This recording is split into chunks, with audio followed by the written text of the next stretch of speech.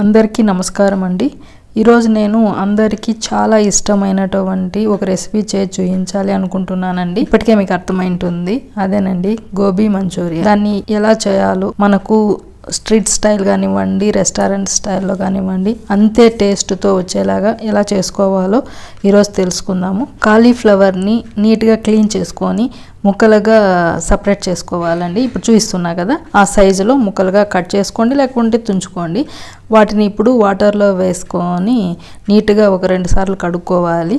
వీటికి పురుగులు ఎక్కువ పడుతుంటాయి కదండి, అందుకని బాగా కడిగేసుకొని తర్వాత స్టవ్ మీద ఒక పాత్ర పెట్టుకొని అందులో వాటర్ వేసుకొని కాస్త ఉప్పు కాస్త పసుపు వేసుకొని బాగా బాయిల్ కానివ్వాలండి.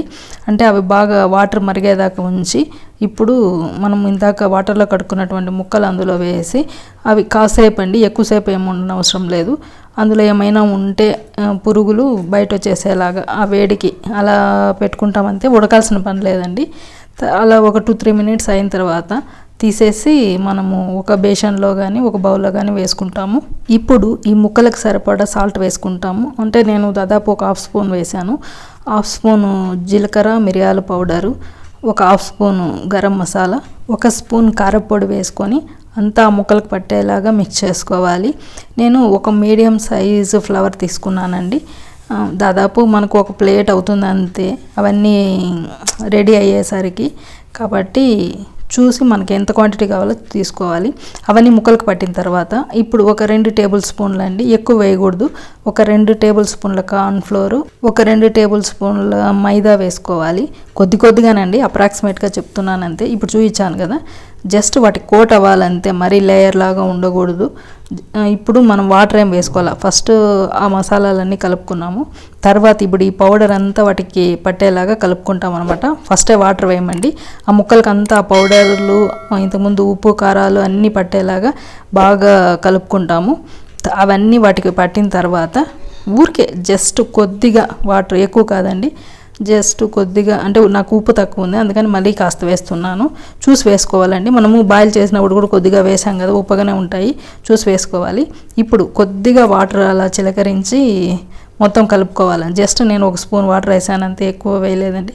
చూసారు కదా, వాటికి అవన్నీ పట్టడం కోసము ఆల్రెడీ తేమగానే ఉంటాయి కాబట్టి అవన్నీ చూసుకొని ఊరికే చిలకరించి వేసుకోవాలి.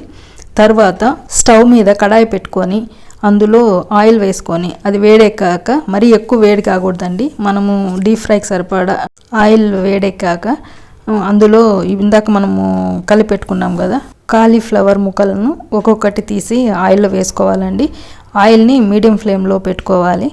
అవన్నీ కాసేపు కలపకూడదండి, అవన్నీ ఒక సైడు కొద్దిగా వేగిన తర్వాత వాటిని తిప్పుకొని అంతా ఇటువైపు అటువైపు తిప్పుకుంటూ అలా కాల్చుకోవాలి. ఇప్పుడు చూపిస్తున్నా కదా, అలా కలర్ చేంజ్ అయితే సరిపోతుంది అంతేనండి. ఇవి తీసి పక్కన పెట్టుకోవాలి. తర్వాత ఉన్నవి కూడా అన్నీ అలాగే వేసి వేయించుకోవాలి. నేను ఇప్పుడు ఎలా చూపించాను యాజ్ ఇట్ ఈస్ అలాగే చేసుకోండి, చాలా టేస్టీగా ఉంటుందండి. అంటే మనం బయట వెళ్ళినప్పుడు బండి మీద తిన్నా, రెస్టారెంట్లో తిన్నా ఎలాంటి టేస్ట్ వస్తుందో అలాంటి టేస్టే వస్తుందన్నమాట. ఖచ్చితంగా చేసుకొని తిని కామెంట్ చేయండి ఎలా ఉందో. మళ్ళీ ఎప్పుడు బయట కొన్నారంటే నమ్మండి, ఎందుకంటే ఇంట్లో చేసుకున్న విధంగా ఉండదు కదండి. ఆయిల్ కానివ్వండి, మసాలాలు కానివ్వండి, హైజెనిక్ పరంగా ఇంట్లో చేసుకుంటేనే బెస్ట్ కదా.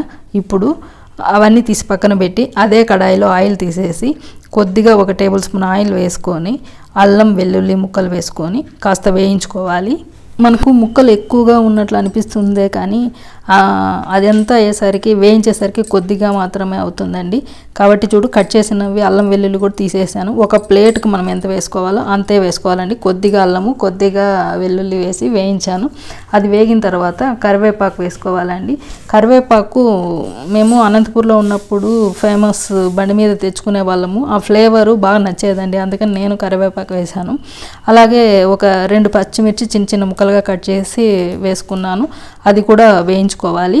అది వేగిన తర్వాత ఇప్పుడు రెడ్ చిల్లీ సాస్ వేసుకోవాలండి, 1 స్పూన్ వేసుకున్నాను.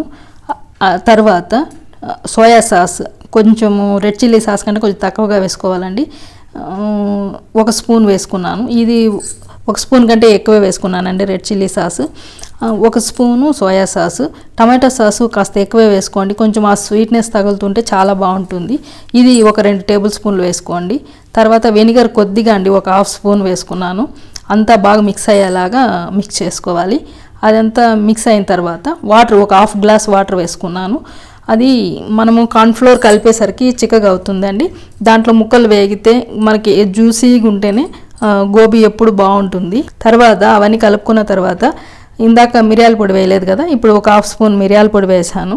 అలాగే ఈ సాసుల్లో సాల్ట్ ఉంటుందండి, కాబట్టి కొద్దిగా చూసుకొని వేసుకోవాలి, కొద్దిగా సాల్ట్ వేసుకోవాలి. ఇప్పుడు అది బాగా మరుగుతుంది కదా, ఈ టైంలో 1 స్పూను కార్న్ఫ్లోర్ తీసుకొని అందులో వాటర్ కలుపుకొని అందులో వేసుకోవాలండి. దాన్ని అలా కదుపుతూ ఉంటే చూసారు కదా చిక్కగా వచ్చేసింది. ఇప్పుడు దాంట్లో మనము ఇందాక వేయించుకున్నాం కదా గోబీ ఫ్లవర్, అది వేసుకోవాలి. అది కొంచెంసేపు అలా కలుపుతూ ఉంటే మనకు ఏ కన్సిస్టెన్సీలో కావాలనుకుంటామో అలా దించేసుకోవచ్చండి. కొంచెం జ్యూసీగా ఉంటేనే బాగుంటుంది, మరీ డ్రై అయితే బాగుండదండి. చూసారు కదా అలా జ్యూసీగా దించేసుకుంటే బాగుంటుంది. ఒకసారి టేస్ట్ చూడండి, ఉప్పు అన్నీ సరిపోయింది, లేకపోతే ఇప్పుడు వేసేసుకోండి. ఆ వాటరే ఒకసారి టేస్ట్ చూడాలండి, ఆ వాటర్లోనే మనము అన్నీ వేసేసుకోవాలి. అంతే అండి, ఎంతో టేస్టీ అయిన గోబీ మంచూరియా రెడీ. మీరు చేసుకొని తిని కామెంట్ చేస్తారని ఆశిస్తున్నాను. ఇప్పుడు సర్వింగ్ ప్లేట్లో తీసుకొని దాని మీద కొద్దిగా కొత్తిమీర, ఆనియన్స్ కట్ చేసి వేసుకుంటే ఎంతో టేస్టీ అయిన గోబీ మంచూరియా రెడీ. మీరు చేసుకొని తిని తర్వాత కామెంట్ చేయండి, చేసుకొని తింటారని ఆశిస్తున్నా. ఈ వీడియో కనుక నచ్చినట్లయితే లైక్ చేయండి, షేర్ చేయండి, సబ్స్క్రైబ్ చేసుకోండి. Thank you so much.